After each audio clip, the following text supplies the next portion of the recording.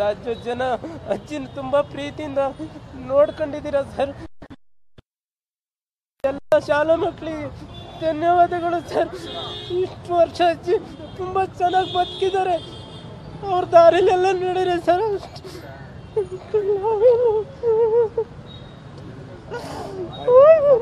ಏನ್ ಮಾಡ್ಬೇಕು ಅದು ಹೇಳೋಣ. ಇಲ್ಲಿ ಈಗ ನೀನು ಸೇವೆ ನೀನ್ ಮಾಡಿದ್ಯಾ, ನಮ್ಗೆ ಗೊತ್ತು, ಇಡೀ ರಾಜ್ಯಕ್ಕೆ ಗೊತ್ತಿದೆ.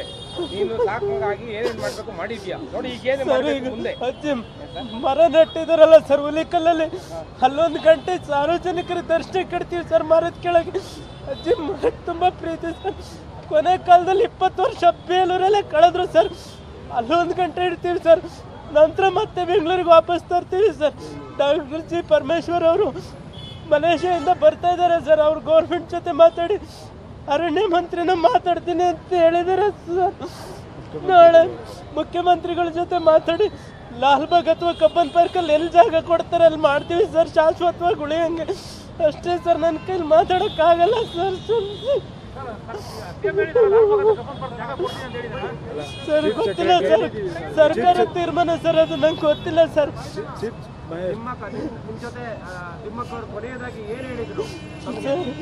ಸರ್ ಸಂದೇಶ ಕೊಟ್ಟಿದ್ದಾರೆ ಸರ್. ಅವ್ರು ಬದುಕಿದ್ದಾಗಲೇ ಚೆನ್ನಾಗಿ ಬರ್ಸಿದ್ರು ಸರ್. ಅದನ್ನ ನಾನೇ ಜಗಳ ಮಾಡಿದ್ದೆ, ಈಗ ಯಾಕೆ ಪರಿಸ್ಥಿತಿ ಇದು ನೀನು ಚೆನ್ನಾಗಿದೆಯಾ ಅಂತ. ಆದ್ರೂ ಬರ್ಸಿದ್ರು ಸರ್. ಇಲ್ಲಿದೆ ನೋಡಿ ಸರ್, ಅದನ್ನ ನೀವೇನು ಸಂದೇಶ ಕೊಟ್ಟಿದ್ದಾರೆ. ಎಲ್ಲರೂ ಗಿಡ ನಡಿ ಅಂತ ಹೇಳ್ತಾರೆ ಸರ್.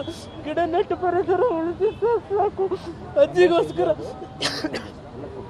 25 ವರ್ಷ ಅವರಿಗೋಸ್ಕರ ಸೇವೆ ಮಾಡಿದ್ದೀನಿ ಸರ್, ಸಾಕು ಸರ್.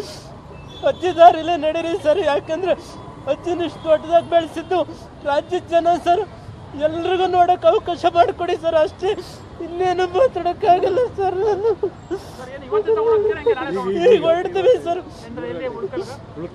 ಹುಲಿಕಲ್ಲಿಗೆ ಹೋಗ್ತೀವಿ ಸರ್. ಫಸ್ಟು ಹುಲಿಕಲ್ಲಿಂದ ವಾಪಸ್ ಬೇಲೂರು ಸರ್, ಹಾಸನ, ಆಮೇಲೆ ಮತ್ತೆ ಬೆಂಗಳೂರಿಗೆ ತಗೊಬರ್ತೀವಿ ಸರ್. ರವೀಂದ್ರ ಕಲಾಕ್ಷೇತ್ರದಲ್ಲಿ ಅನ್ಸುತ್ತೆ. ಸರ್ಕಾರ ಎಲ್ಲಿ ತೀರ್ಮಾನ ಮಾಡುತ್ತೆ ಅಲ್ಲಿ ಸರ್. ಫಾರೆಸ್ಟ್ ಮಿನಿಸ್ಟರ್ ಬರ್ತಾರೆ ಸರ್. ಈಗ ಫಾರೆಸ್ಟ್ ಮಿನಿಸ್ಟರ್ ಪರಮೇಶ್ವರ್ ಬಂದು ತೀರ್ಮಾನ ಮಾಡ್ತಾರೆ ಸರ್. ಹ್ಞೂ ಸರ್.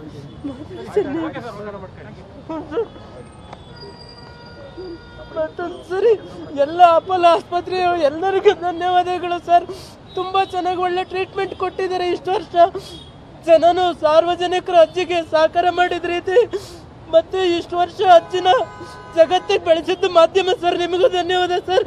ನಾನು ಮತ್ತಿನ್ನೇನು ಹೇಳೋಕ್ಕಾಗಲ್ಲ ಸರ್. ಎಲ್ಲರಿಗೂ ಒಳ್ಳೇದಾಗಲಿ ಸರ್.